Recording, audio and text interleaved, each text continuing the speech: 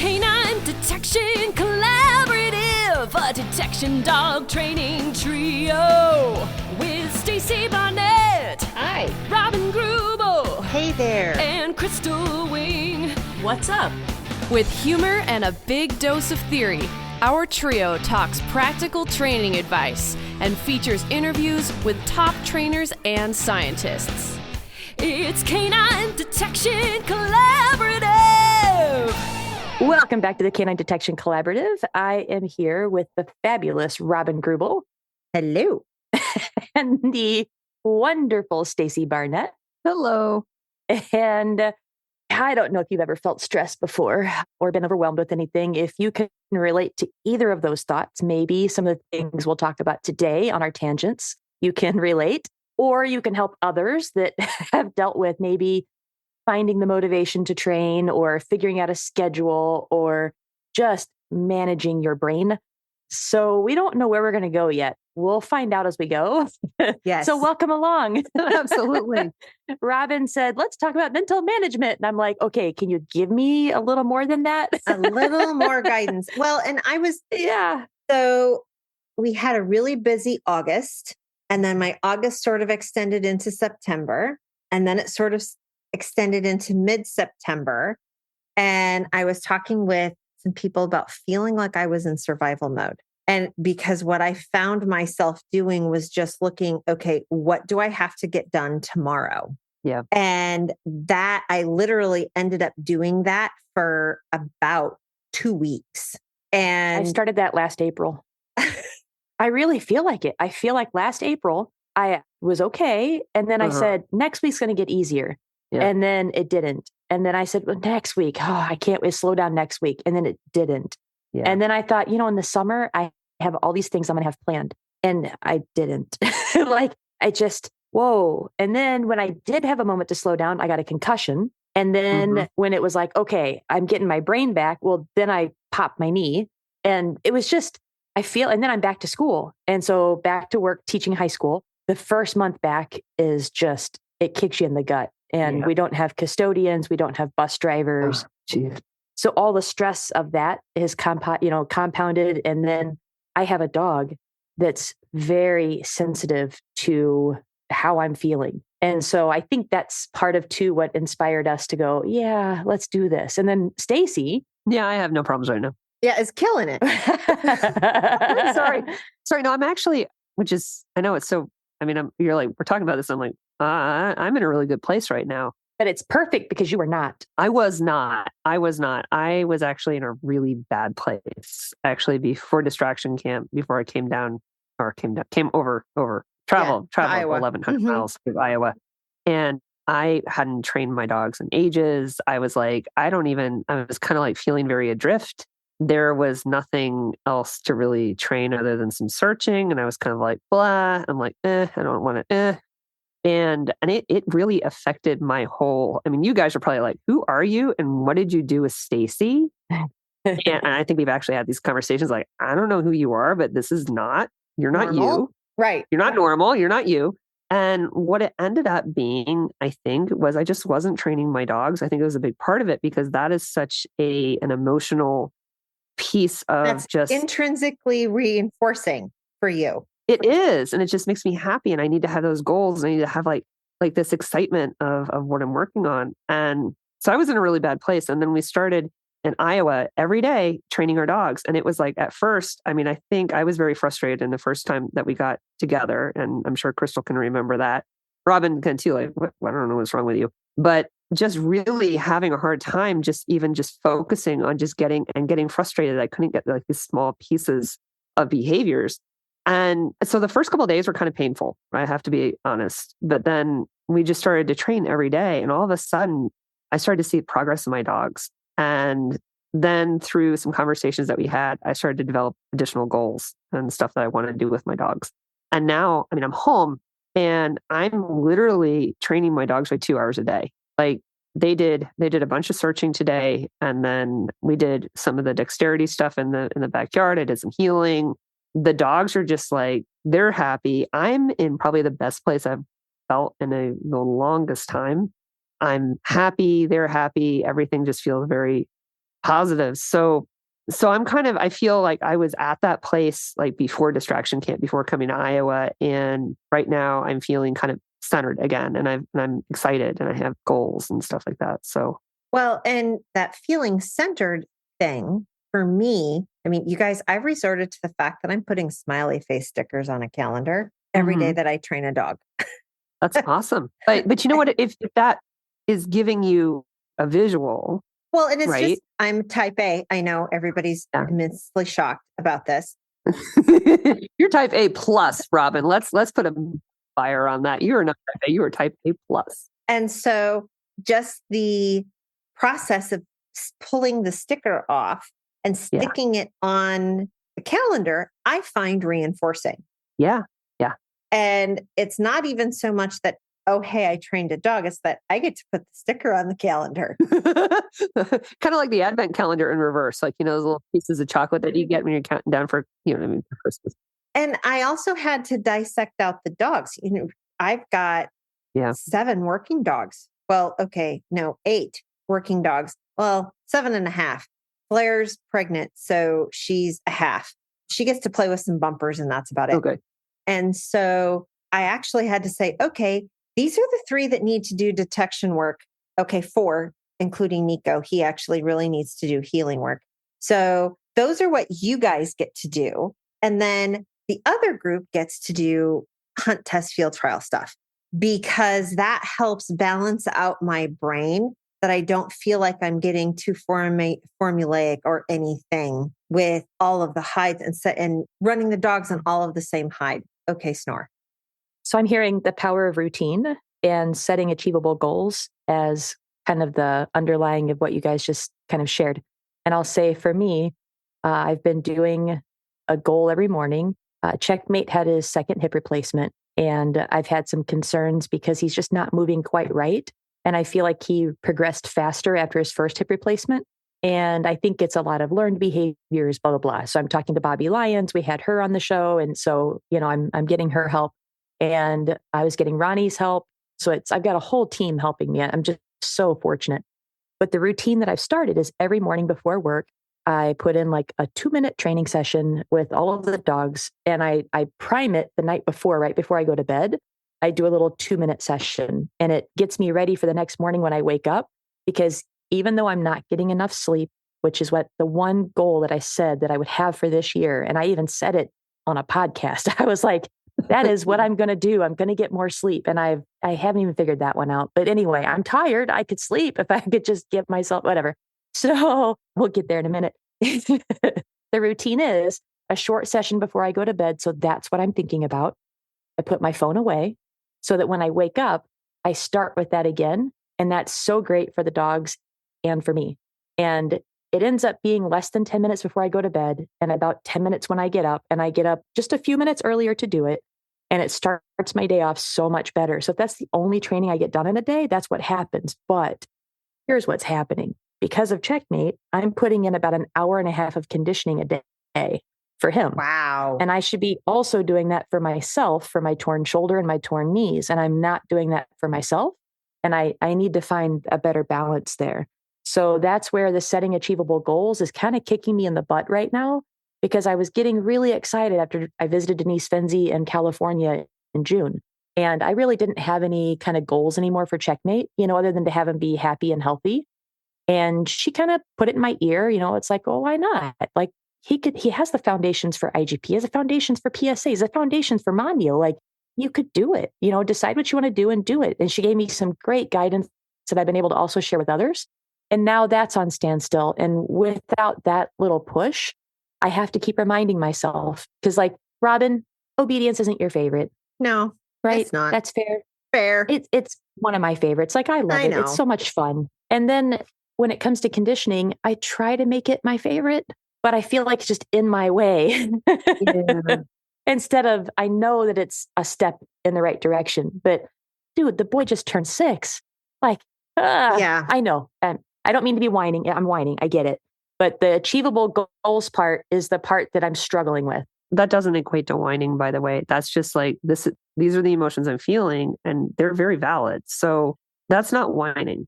It's just holding me back from my goal of Yeah. When I finally was feeling inspired again to say, yeah, you know what? Let's do this. Let's do some bitey stuff. And now I don't have the time to do it. And so I keep trying to figure out how to dial back other stuff to find the time for it. So that's kind of where mine is. So the power of routine right now is on my CBK9.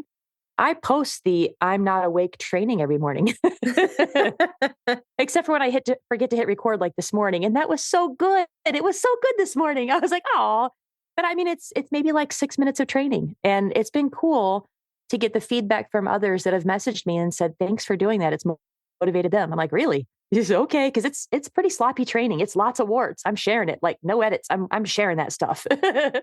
Well, and and I think that's one of that's the downfalls of the social media is everybody's like, oh, here, let me share this 30-second clip where my dog and I look awesome. And I hate to break it to everybody. The 10 minutes of crap that surrounded that, right? Right. The 30 seconds of brilliance. Yeah. But at the same time, you can be like punished if you do put out too much of the stuff that's not quite as good, just because that's the way social media is. In reality, it's just reality. It is. And I look at if you're being very systematic and training with progression plans, yes, it's supposed to go very, very smooth. And then sometimes the rest of the world happens and you're like, wow, that was a dumpster fire.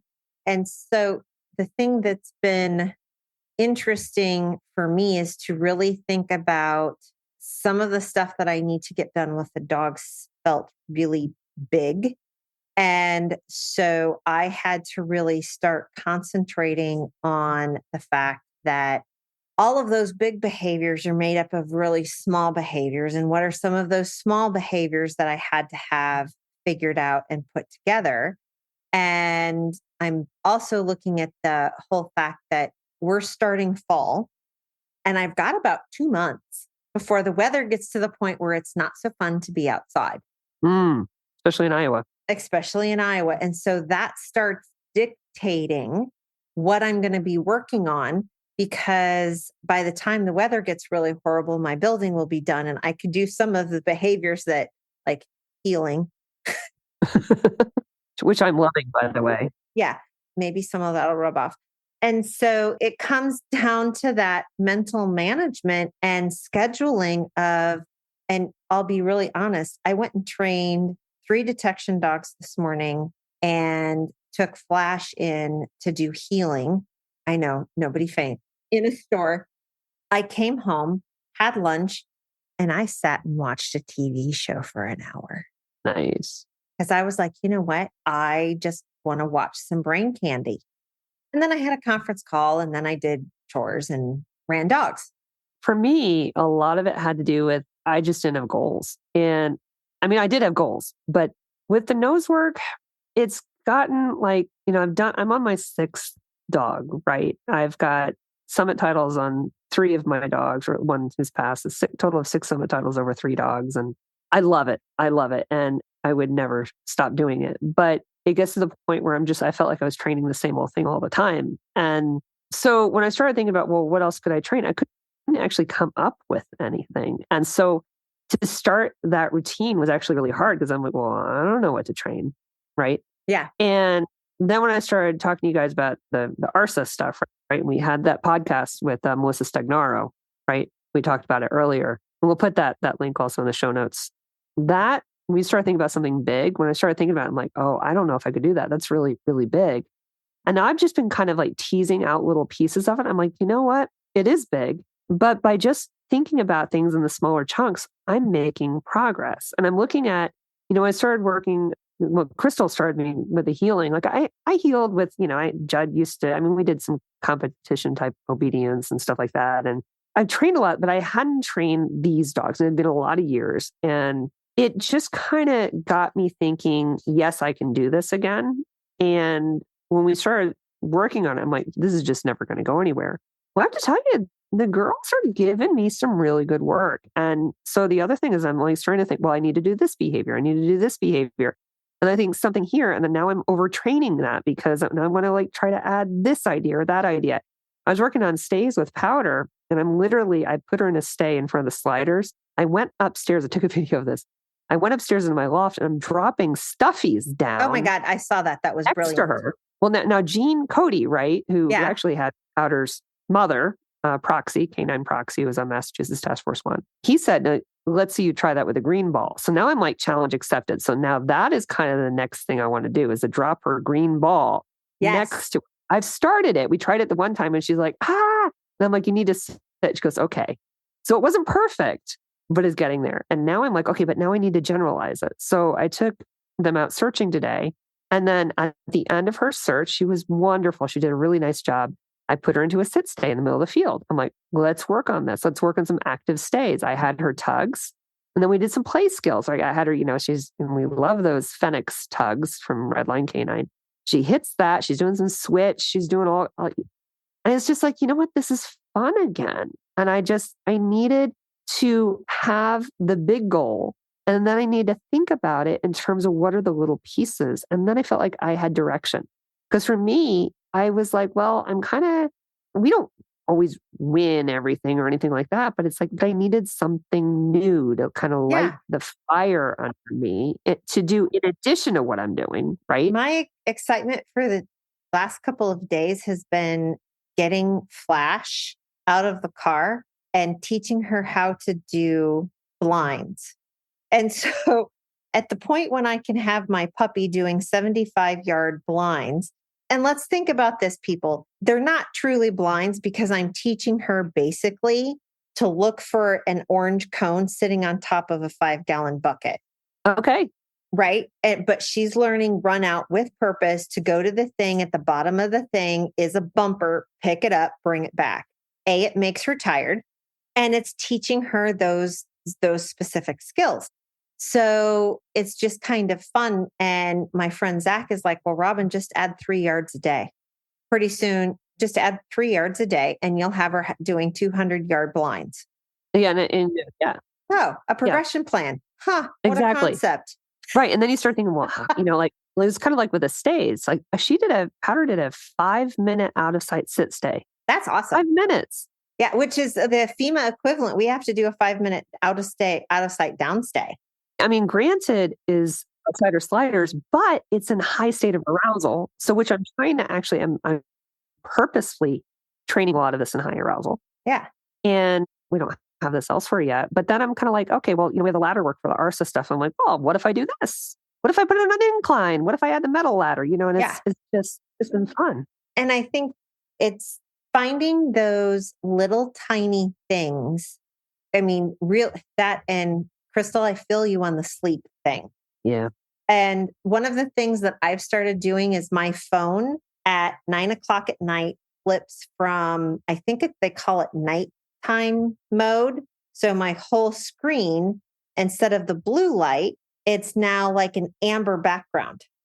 And it switches to that at 9:00 at night. And at 7:00 in the morning, it switches back to blue light. Is that an iPhone setting? Yes. I don't know. I've got it on my Android too. Yeah. Oh, yeah. It's called bedtime mode on mine, but it's still a power of routine. Yeah. My night shift is what it's called. Switches at 9 p.m. and it goes to 7 a.m.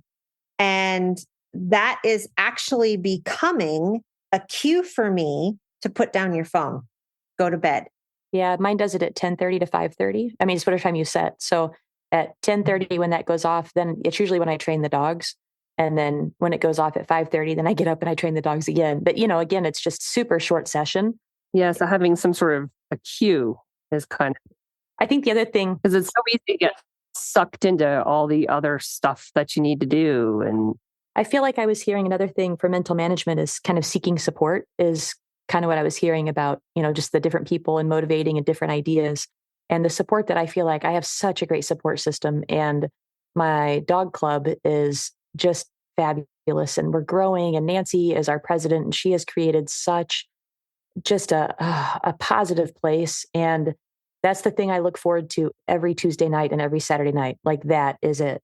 And, getting to reach out to my local SAR friends now that I'm home. And I know that sounds terrible, but trying to balance search and rescue and protection sports and my job, and then kind of teaching clients on the side. And it's And so I was kind of like, something's going to have to give somewhere. And I know I was kind of talking to you guys where I was like, I'm going to have to take a break. And so you guys gave me a break for a couple of weeks, as you interviewed people. So that was very helpful. So I appreciate you for that.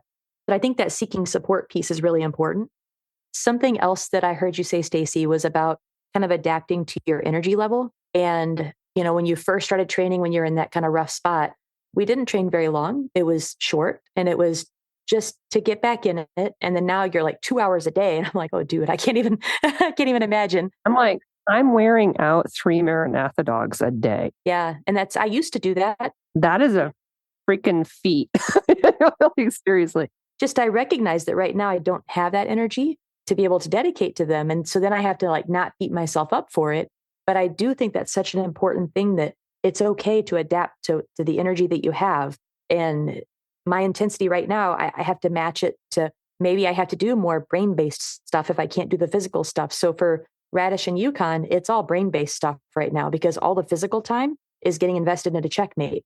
So, and that's the balance I have to do. Yeah, with multiple dogs. Because we're only human. We're only human and we only have a 24-hour day. And I don't feel badly about it, honestly, because I know that they're still getting fulfilled because I'm giving them the mental challenges. But I think that energy level thing is so legit. And it's being aware of that has been very helpful for me, which, yeah, I guess that kind of takes me into the play part too. I got to tell Robin this story yesterday. Radish is very in tune to me and she knows I'm off. And so she's off. And that's frustrating. And then frustration causes more off. But, between the back to school and loss in my family and just there's just a lot going on and just trying to deal with everything. And so yesterday I was training with some SAR buddies here and she was like, you're frustrated and you're not yourself. Like, I can see you're not yourself. And I'm like, you're right. I was like, okay, how can I become more mindful and be here and put everything else away and kind of melt into the moment? Because that's what I love about dog training. That's what it does for me.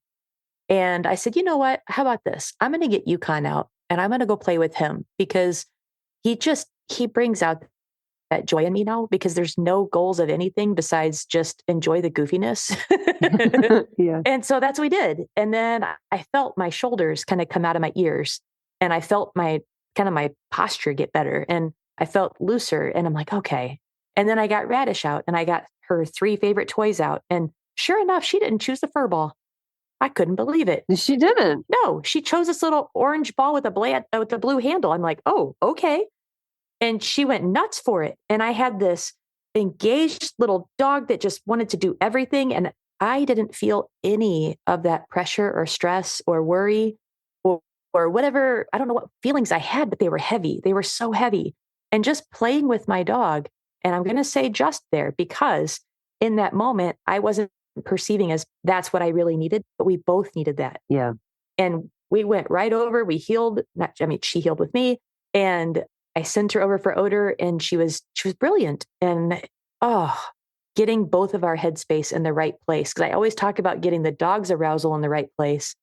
I need to put more awareness on my mindset, and I'm not going to say arousal because it's weird to say that for humans, but yeah, you get it. I do. And it's also the connection. And I have so my relationship with Brava is actually getting way, way better since I left Iowa. And a lot of that had to do with you, Crystal, starting to help me through some of her barking, which has always been a little bit of a relationship downer between the two of us because it has always just frustrated me. And it was just something that I felt like it was always kind of like this. It got in the way of me being able to communicate with her. And now that we're starting to work through some of that, and I'm seeing so much try come out of this dog. And it has been, that's where you start to feel that connection and you're starting to work with your dog. And it's just, I'm having more fun with her. And I think having that connection, whether you're playing or whether you're doing something else, it's being able to, even if you can carve out just even a few minutes of connecting with a dog, doing something that you're both enjoying. And when you both enjoy it, that is building that relationship and you get all those good feelings that just help to give you some momentum with the training. I just, I look at her, I'm like, ooh, I wonder what we can do tomorrow. And now I'm starting to add in different behaviors. So now I'm like, well, now I want to start teaching you how to do, a down on a recall. So I started thinking, well, how do I want to do that? And I brought out like this little rubber mat and I put the little rubber mat down and we started, and it's just getting like, I started thinking about, well, I could do it this way. I could do it that way.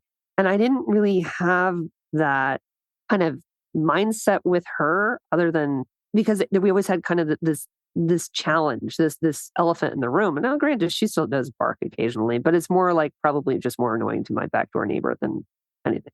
I mean, she's been fabulous. She just wants to work and she just looks at me like, I'm just trying so hard, And well, first of all, Crystal, I want to thank you for that because it's really like, it's made like, I can't even, so much gratitude there. And then the other thing is to talk about like how feeling, just enjoying some time with your dog and how that creates a momentum because when you feel good, you want to do it again. And so if you're struggling, now granted, if you're struggling with time, that's one thing, but which I know, Crystal, you've got a lot of stuff going on. But if there are people listening, they're like, I'm just like in a slump. I just don't know how to get out of it. Go play with your dog. Yeah. Go play with your dog. If you can enjoy the time that you have with them, you're going to want to do it again. And the play is a huge part of it. So I end every play session with every training session with each dog with play. And those tugs that they've apparently decided they like the Phoenix ones, they're getting the snot beat out of them because they're just all. Well, and Crystal, we were having that conversation earlier and you're like, so you played with Yukon and Yukon did Yukon things. Which makes me smile. Which makes you smile, which makes everybody say, oh, Yukon. He's such a doofus. God. And then you played with Radish and she became a totally different dog because that's one of the joyous things about dogs. They make us be present because, oh boy, can they sure detect when you are not all in.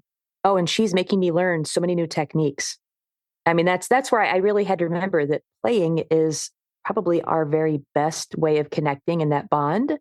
And it also helps me understand where she is and kind of what she wants to do. So, I mean, I was down on my knees in the grass with these 3 toys and just getting the crap beat out of me. And, we were just having a grand old time. And she didn't go after the fur ball. And I was like, what? And she's like, oh, I don't want that. And it was surprising. And then that was fun. And, truly the mindfulness stuff, you guys, I have been from breathing, from body scans, grounding, the 5 senses things we've talked about, mindful walking. I've started doing that. The single tasking, like that's huge. Doing time blocks, like what Robin's doing. Yeah. Time blocks are huge. Talk about, you said mindful walking. Yeah. And then there was one after that, I think, that I'm like, what's that? Oh, just single tasking, just okay, focusing on the single task at hand. But like mindful walking, how do you focus on one thing at a time? Well, I mean, even my mindful walking, I'm paying attention to every step that I take. And so I'm thinking about that feeling of just the ground beneath my feet. And I can't go barefoot. It's terrible. Like I have the most tender feet. But like if I'm at the sod farm, oh, I love it because I can actually walk barefoot. And there's no chiggers there. There's no chiggers. I'm thinking about every step. I did that a lot this summer when my knees hurt and my ankle hurt that I was. I'm thinking my plantar fasciitis on my left foot going, oh, I feel every step. But I'm thinking about it. I'm thinking beyond the pain. And that's the thing that I have. That's where a lot of my mindfulness practices are coming in because I'm dealing with a lot of pain. And so because of the chronic pain from all the craziness and the tears and all of that too, I'm having to really focus on mindfulness and I'm having to learn all of these techniques to try to get me through the day. And the mindful walking has been a really good one of really just focusing on the presence of the pressure of my feet and then how it affects my knees to my, my legs to my back. And I feel every step, but I'm thinking about it beyond the pain, but more of just the feeling of presence. Yeah. So I don't know. I didn't mean to like blather on, but no, I love it. No, that it's one of those things where I think about this summer, I had some amazing interns who did chores for me a lot of the summer because that was just one of the things that we ended up doing. And so I've been doing chores for about the last month. There is nothing more grounding in my life than going out every day, doing chores and checking on the animals. Yeah. How's Caleb, by the way? He's doing fit. Caleb's one of the donkeys. He has heaves. he's actually doing fabulously. He was trying to pick a fight with Pedro through the fence. So he's doing much better. But it's that constant, and I want to say it's been really fun. And it's really interesting for me, especially with the bird dog stuff. I don't have I was thinking about this as I was watching Flash and Flare both come running back to me with paddle tongues. Well, they've got a bumper in their mouth, so they out the bumper. And then they're looking at me like, let's do this again. But they've got this big paddle tongue. And I'm like, no, you actually need to cool off before we do anything else. And it goes right, exactly. back to that whole, I can tell you as a detection dog trainer, when, okay, that's enough brain work.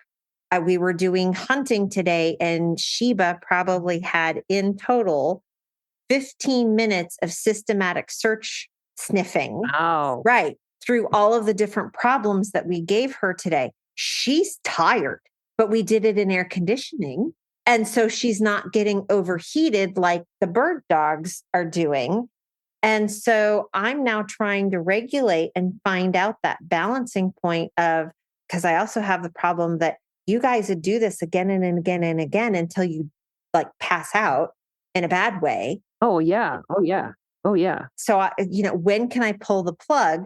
And then it's making me really think about what lesson am I setting up in the bird dog training to make sure that they learn the lesson when I'm having them run 60 or 70 yards one way, right? So they have to learn that lesson before they get tired. That's considerable. Yeah. Right. Because it's the excitement. It's not just the running. It's the running under high arousal. Right. And then you pick up the thing and you have to hold the thing and you've got to bring it back. And then we have to sit and heel and we've got to sit nicely until mom says drop. And all of those. So, because you're practicing the whole routine. And then I'm like, well, okay, that send out didn't work the way it was supposed to because I didn't think about it because I'm still learning all that stuff too. So that's mentally exhausting. Oh, yeah. Yeah. Yeah. Yeah. And I think that the thing that, and we were talking about, I know, shocking in text messages, us talking about stuff, is that finding those little ways to help you get back on track and the appropriate people to talk to so that you can do mental management of expectations of yourself and is really important. I think I picked up on reflecting on progress there is what I heard. One of the things you said of just taking a moment, reflecting on what went well, what could improve. But that I think is what's going to help stay engaged. And I'm finding that with myself and motivated. So the little session I do right before bed, I think immediately like, okay, in the morning, if I just change this one thing, and then I go right to sleep. And then when I wake up, I feel like I'm still thinking about that. And then I get to try it right when I wake up. Like that's been such a great thing of having that little reflection piece. And then my 20-minute drive to work, if I'm not talking to dad, then I'm thinking about, okay, when I get home, I get to do that. So, I mean, really the dogs are what's keeping me kind of sane. Grounded. Yeah. Yeah. And it's just minutes. I mean, it's 10 minutes for 3 dogs and I have them together at the same time training. So, which is a skill in and of itself. Well, a necessity. Well, yeah, but it's also a skill. And I cut you off, Stacy. I'm so sorry a second ago. No. It was a really great thought. No, I was just thinking in terms of one thing that is helpful for me, because a lot of times when you feel like you've got, like you're trying to train this big thing, it can feel so overwhelming. Like I'm trying to actually train for an entirely different sport, right? And there's so many different facets to it that it can feel very overwhelming. So what I found was, this just goes back to a lot of good ways of training, is the splitting. And if I didn't think about it in terms of like this big overwhelming, like I have to be able to teach this big, long healing pattern to this dog that doesn't even know how to sit on my left-hand side, although they do now. That feels very big. But when I start to just think about it, splitting it out, not only is it breaking it into the pieces that I feel like I can train, it's also, then I'm like, well, what if I do this? What if I do that? And that's when I start overtraining in a good way, right? Trying to just really make that behavior really robust. It's like the stay work, right? So I'm sitting here going, well, what else can I do to proof this stay with powder? Oh, let's drop toys next to her out of the loft. Oh, let's drop the green ball. Thank you, Jean. That is challenge accepted. Yeah. You're talking about all of that splitting. It was really funny. Crystal and I were having a conversation. I was talking about through running dogs on distant marks and all sorts of things. And she's like, well, why don't you tie the dogs out so they can watch? And literally my brain went, no, because I immediately went through, now I have to find appropriate chains or a tie out system or all of these things. And I was like, I cannot put anything in the way of me right now with my. So yeah, it would be a distraction to the other. Well, it's not even a distraction. It's like if I have, right now I have 4 crates in my van. Yeah. I can put 4 dogs in my van. I can go train. I can cycle through them. If I had to figure out and put in, not that I'm saying Crystal's idea was a bad idea, maybe later. If I have to put any more steps in there other than bringing the dogs out of the basement and putting them in the car to go train, maybe too overwhelming. That's too many obstacles. I actually am at the point where I'm like, everything's in my minivan. My husband has mowed the hay fields. I'll drive out in my minivan, set up what I need to have set up, drive back to where I want to start the dogs and do it because I'm like, God knows I have to make it easy at this point. Yeah. Otherwise, it's not going to happen. Well, I've got this stuff like set up in my back. I'm literally training in my backyard. But the thing that was holding me back for that, which a lot of you can understand, I had to make sure that backyard was really picked up for the dog poop. All the dog poop had to be up. Yes. It was kind of like this thing that was like, oh, you're going to get the dog poop, right? So I'm sure we can all really relate to that, right? I'm the laziest. Feeding raw, I'm the laziest because a couple days later, it's just gone. Well, that's because you feed raw. Yeah. So, but still, I'm like, I'm so lazy. Yeah. But I pick it up as I go. But just getting the yard cleaned up, and then I'm like, oh well, let me. I was doing the ladder work right in Iowa, and I'm like, oh man, I want to continue to that. I'm like, well, I'll build one. So then I learned how to use a circular saw and all the skills you've learned. And I'm like, hey, I can pound a nail. I'm like, look at that. I can pound a nail in 7 strokes, a 2-inch nail and a 2x4. Proud of that, by the way.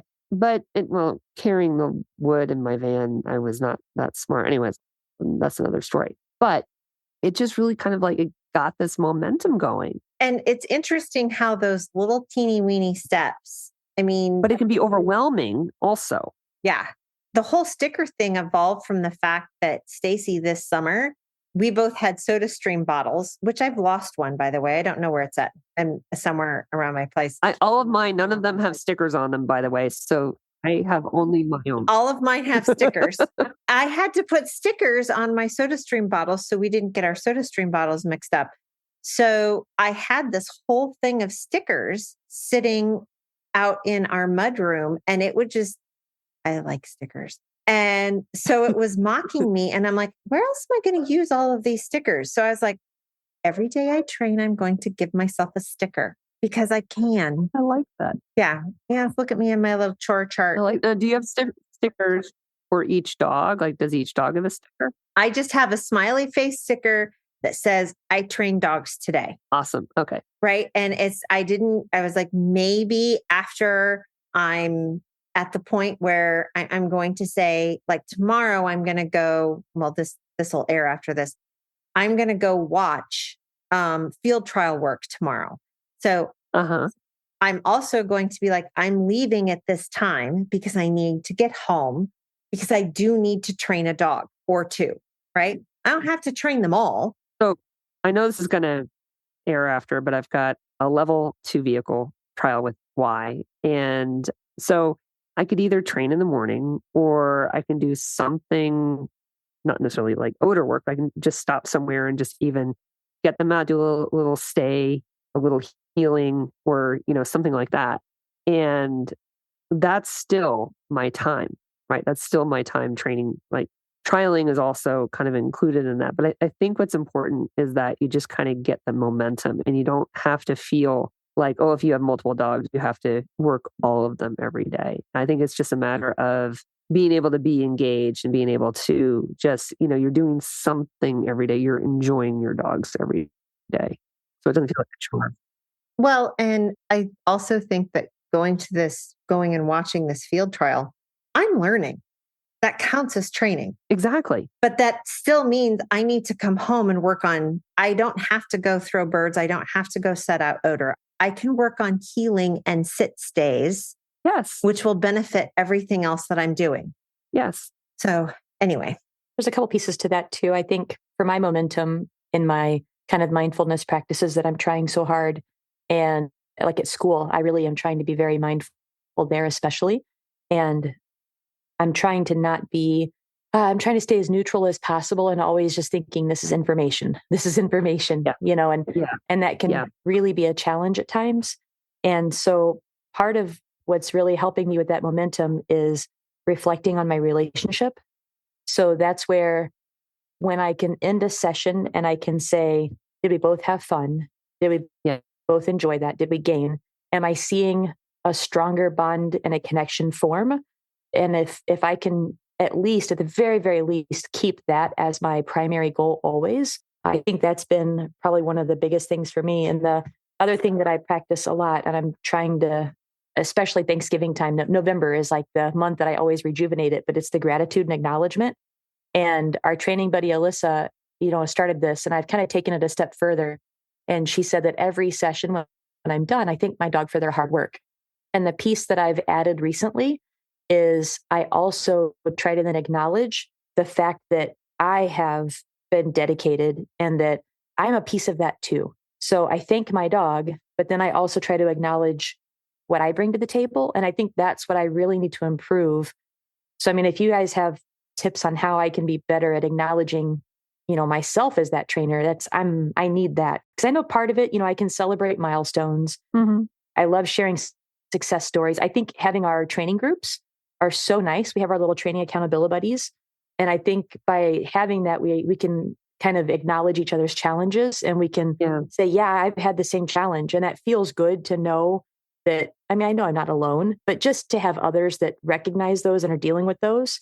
Yeah. And that, you guys can say, hey, you know what, just take a break.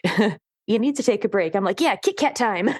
But even just setting the new goals, I like how you guys, like I helped with saying, hey, Stacy, set a goal of ARSA, like check into that. And I was like, what? And then it took some a little bit of discussion, right? Because you know me, I don't. Yeah. And Denise saying, set a goal of Mondio. And those things are so good. But I have to keep going back, and I have to keep thinking about my why and keeping my focus kind of forward. But at the same time, I have to go back and I have to think about why I got started, why I'm doing this, to keep that passion, keep that dedication at times, because it does kind of just go, oh, dude, I just kind of want to just go lay down for a little while.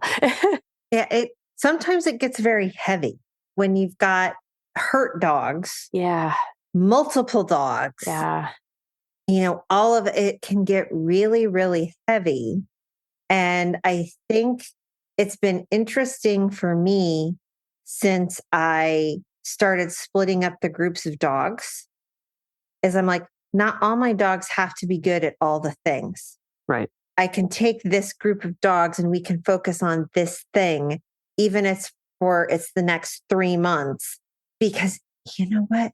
They're under the age of 2. I don't have to do all the things all at once. Yeah. And so that has actually helped with a little bit of that motivation of, that means, you know what? I don't have to spend 5 hours a day doing detection work. I know that might be blasphemy to somebody, but I might get hate mail over that one, but sorry.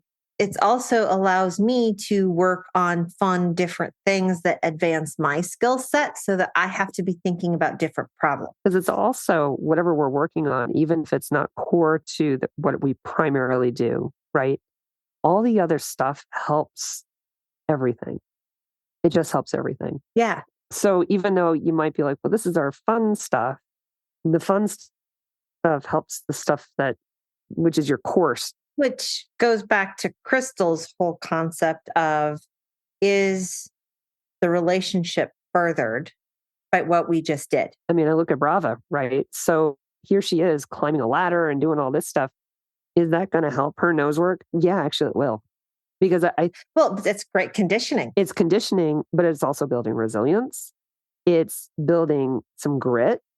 It's helping our relationship. It's helping our trust. And she's feeling accomplished. She seems like she's feeling accomplished. Like it's all of these things because it will help her searching. Yeah. I've done a canine 5K mud run a couple times with everybody except Radish at this point. And it's one of those things where you go, is that going to really help with your sport, or whatever your activity is? Oh, heck yeah. That right now has been the moment that's changed my relationship with every dog. Wow. It's you and your dog in the mud on a mountain, going through obstacles, and you're figuring it out together.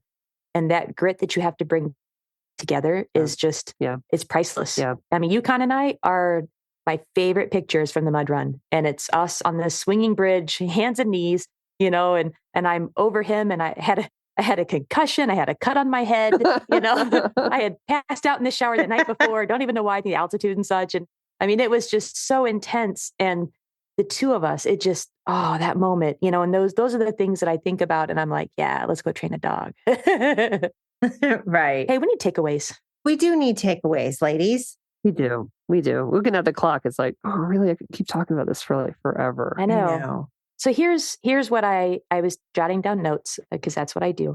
So the mental management pieces that I think that I heard: the power of routine, setting achievable goals, seeking support, adapting your energy level, incorporating play, and then mindfulness and presence, and then acknowledging and being grateful for your dog and yourself, and the power of that creating the motivation to then continue.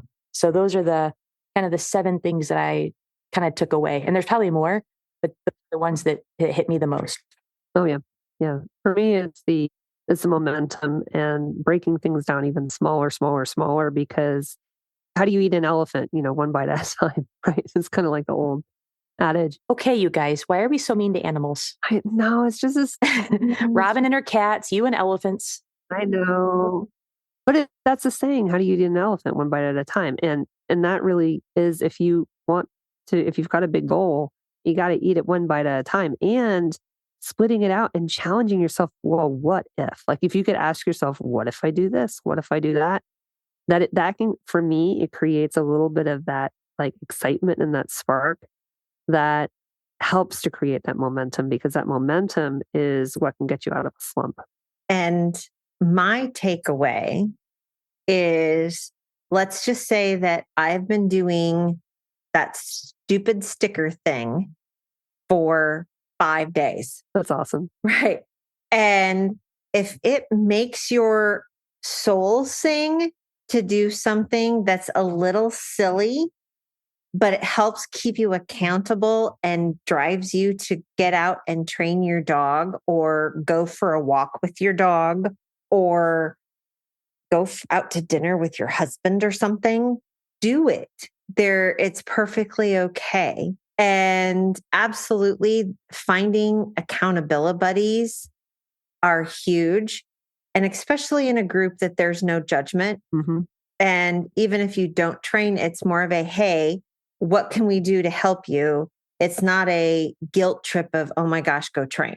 So I think that, and remember, it's also okay if you are feeling incredibly overwhelmed to rest and give yourself, actually, and I've done this. I was like, I am taking 3 days. I am not training dogs. I did this last week. I am not training dogs. I am playing with the donkeys. I am watching TV, and I will walk the dogs. And actually, what ended up turning out to happen is that I train dogs anyway. But I told it that it was not a requirement. Now I'm back to, okay, every day I have to carve out some time of whatever's going on in my schedule to train dogs. That's now a requirement that's expected.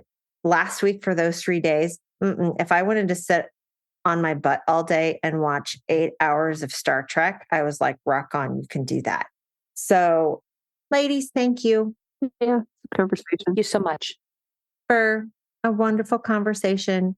Thank you, listeners, for joining in with us every week. And we greatly appreciate every single one of you. And if you have any ideas on how you've gotten yourself out of a slump or some mental management tricks, we'd like to see those. And so please share them with us.